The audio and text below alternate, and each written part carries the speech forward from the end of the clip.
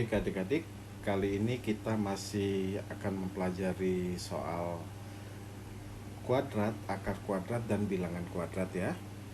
Seperti yang sudah kita ketahui bersama bahwa bentuk kuadrat itu adalah bentuk sederhana atau penyederhanaan dari perkalian dua bilangan yang sama.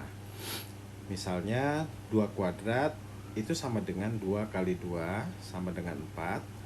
Dan 2 kuadrat bisa juga disebut sebagai 2 pangkat 2.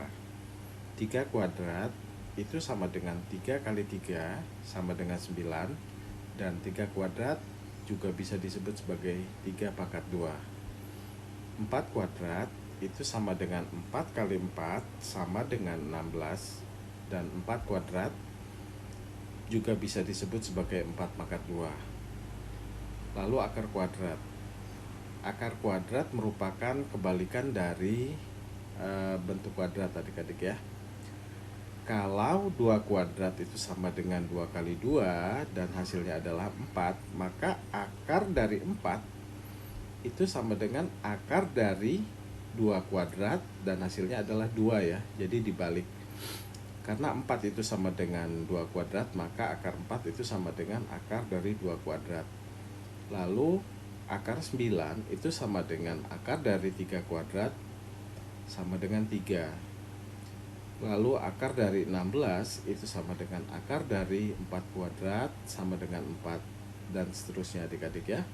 Lalu yang dimaksud dengan bilangan kuadrat adalah bilangan hasil dari pengkuadratan suatu bilangan. Misalnya 1 kuadrat hasilnya adalah 1, maka 1 adalah bilangan kuadrat.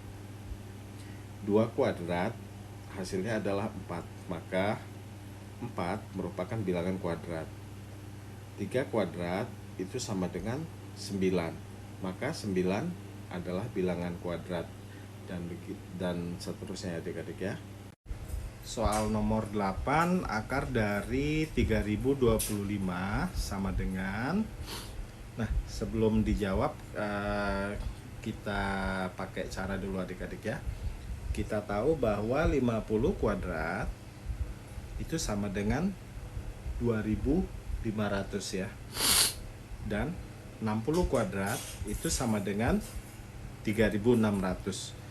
Dan yang kita cari di sini pada soal ini adalah 3025, yang mana lebih kecil dari 3600 dan lebih besar dari 2500. Maka 3025 ini merupakan bilangan kuadrat hasil dari pengkuadratan bilangan di antara 50 sampai 60, dan hanya satu kemungkinannya, yaitu 55. Karena hanya 55 yang apabila dikuadratkan menghasilkan bilangan dengan angka 5 di belakangnya. Adik-adik bisa membuktikan dengan mencari dengan menghitung, tapi tanpa menghitung pun ini sudah dapat dipastikan.